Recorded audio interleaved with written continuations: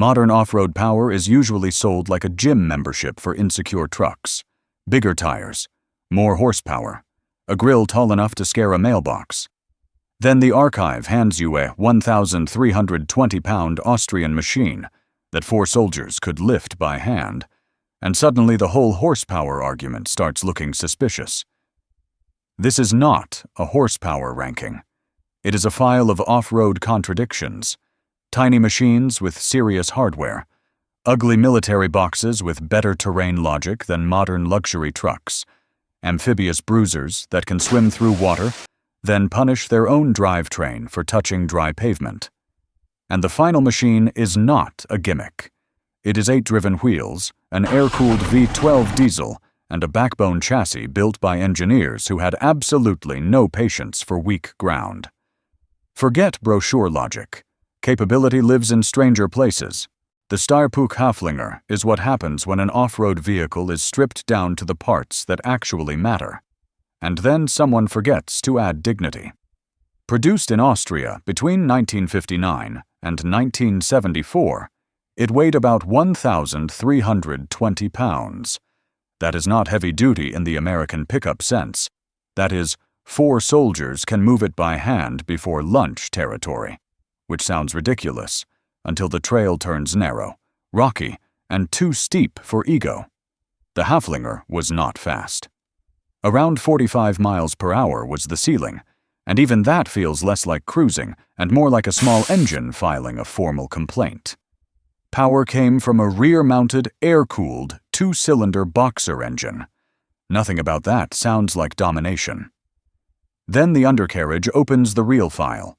Portal axles at the front and rear, independent swing axle suspension, locking differentials at both ends, low gearing. The Haflinger lifted its vulnerable parts away from rocks, kept its wheels biting, and used light weight as a weapon. That is the part modern truck marketing keeps forgetting. A heavy truck needs power because weight keeps sending invoices. The Haflinger simply refused to become heavy in the first place. Its narrow footprint was built for mountain paths where a full-size pickup would arrive, measure the trail, and quietly reverse back into civilization. It did not beat terrain with muscle. It beat terrain with geometry, low mass, short proportions, traction hardware, no unnecessary furniture. The archive does not remember the Haflinger because it was powerful. It remembers it because it embarrassed the definition of power. It looks like a toy until the trail gets technical. Then the joke starts climbing. On paper, the UAZ 452 Bucher is a 4x4 van. In reality, Russia somehow turned bread into a survival tool.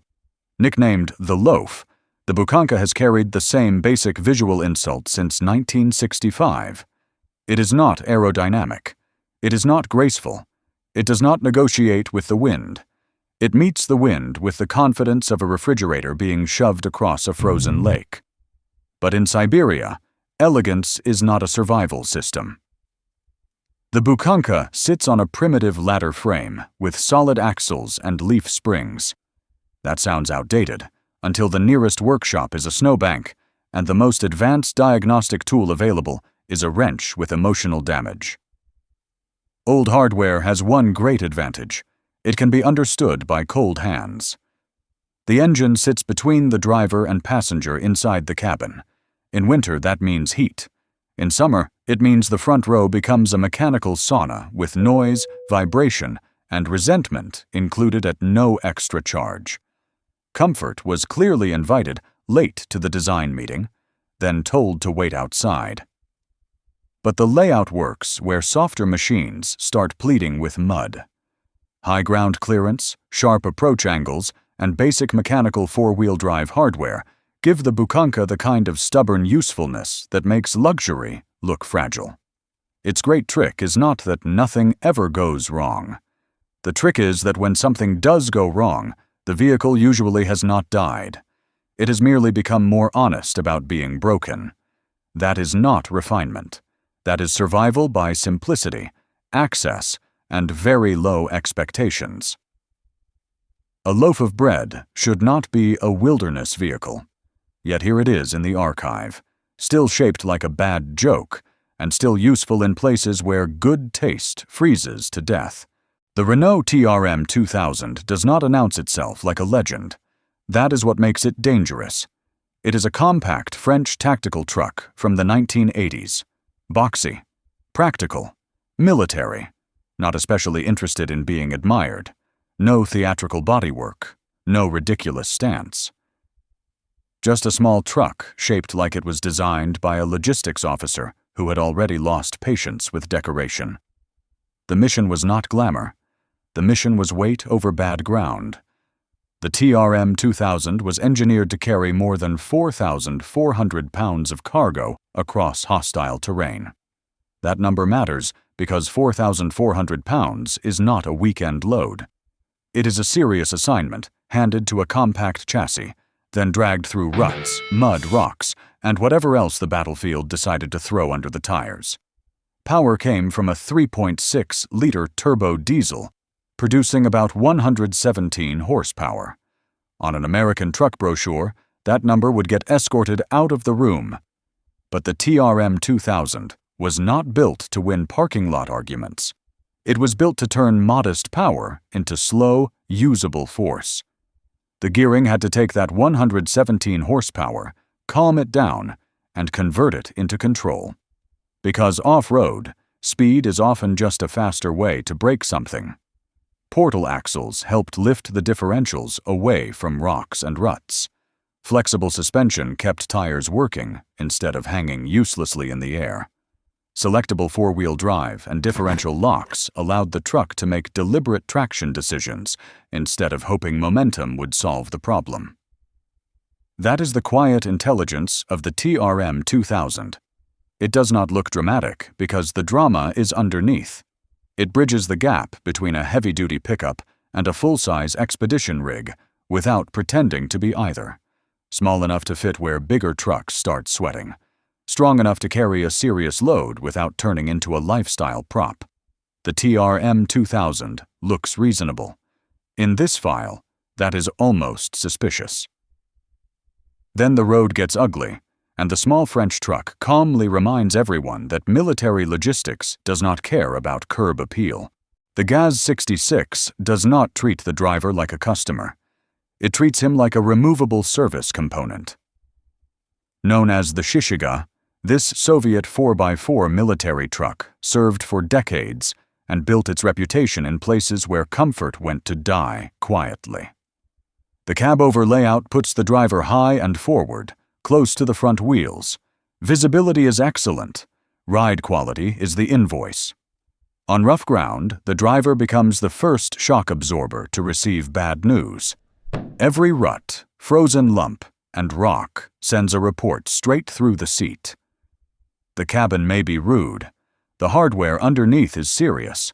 A central tire inflation system allowed the driver to adjust tire pressure from the cabin for sand, snow, and mud. Self-locking differentials at the front and rear helped send power where grip still existed. Then comes the detail that keeps the cab-over layout from becoming a nose-heavy liability. The Gaz 66 was described as having nearly 50-50 weight distribution, and that balance was not accidental. The heavier transfer case and drivetrain hardware were pushed toward the center of the chassis, while spare equipment and fuel mass behind the cab helped pull weight back from the front axle. That matters when soft ground is trying to drag the nose down. This is where the Shishiga stops being crude and starts being clever. Not comfortable, clever. But the archive keeps a special note on the ergonomics because this machine had one of the strangest driving arrangements in the file. With the V8 engine under the cab, the gearshift sat behind the driver's right shoulder. Changing gears became less like driving and more like reaching for something you dropped in the back seat during a minor earthquake. There was even a hammock arrangement inside the tight cabin, because apparently sleep was permitted, only if it agreed to hover above discomfort. The Gaz 66 was capable, tough, and respected. It was also a reminder that Soviet utility did not ask whether the driver was enjoying himself. The machine had a job. The human body was expected to adapt. The Volvo C303 looks like Sweden designed a military vehicle using a ruler, a snowstorm, and a mild dislike for curves.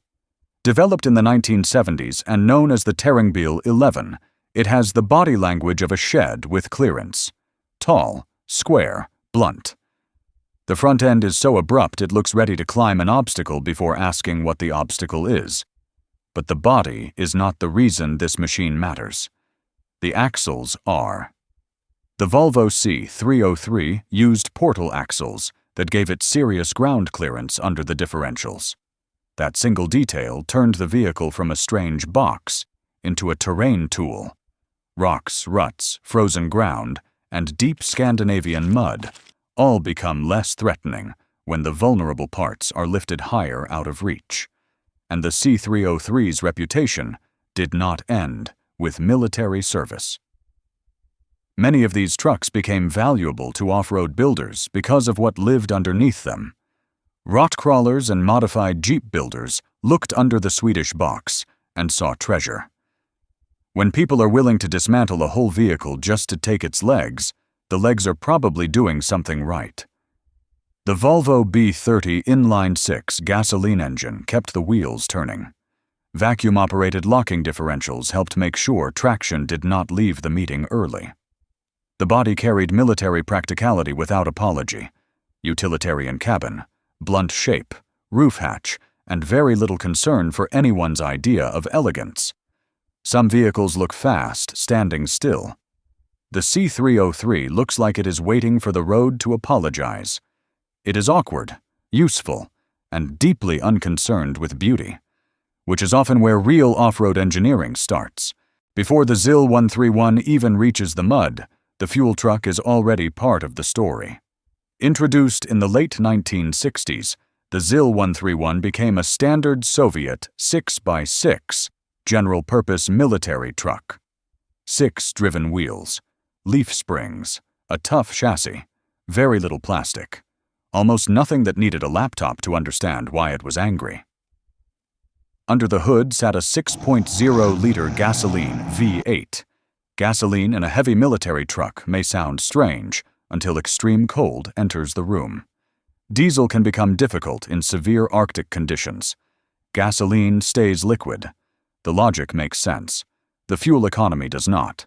The ZIL 131 could return around 3 to 4 miles per gallon.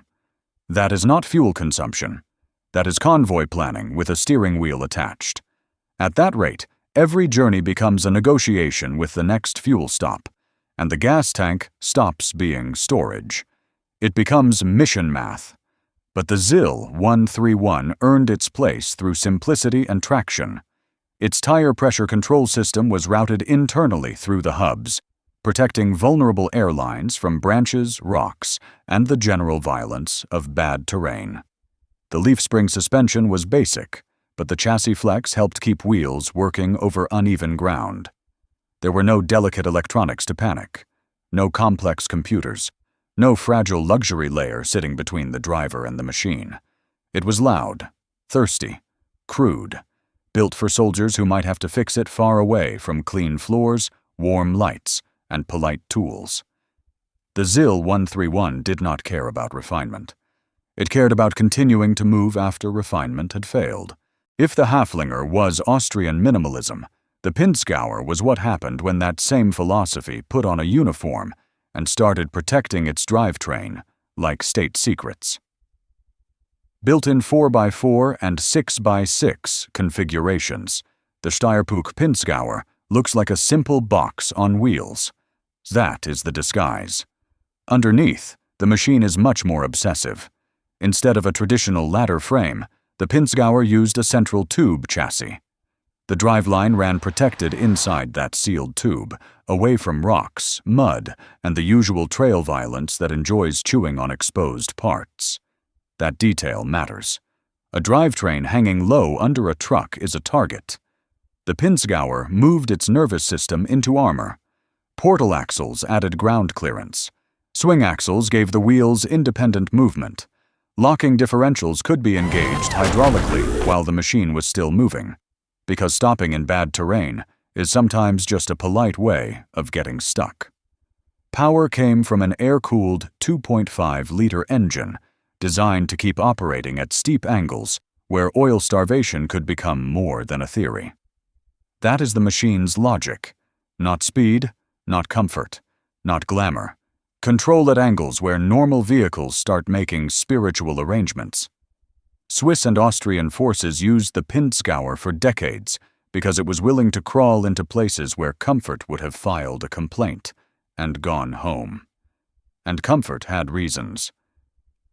The engine sat between the front seats, turning heat, noise, and conversation into a three-way argument. Cruising around 60 miles per hour was possible if the driver had a strong spine and modest expectations. The Pinzgauer was slow, loud, rude to the human body. But underneath that boxy shell was one of the most coherent off-road designs in this file. Protected driveline, portal clearance, lockable traction, and a chassis layout built for abuse. The body looks simple. The underside is where the secrets are kept. Eventually, military engineering arrived at a different realization. A truck could be brutally capable without abusing the driver quite so openly. That is where the Bucher Duro enters the archive. The Duro looked more modern than the older machines in this file. Cleaner lines, more mature packaging, less visible madness. From the outside, it does not look like a rolling argument with terrain. The argument is underneath. The Duro used a De Dion suspension system combined with a Watt linkage.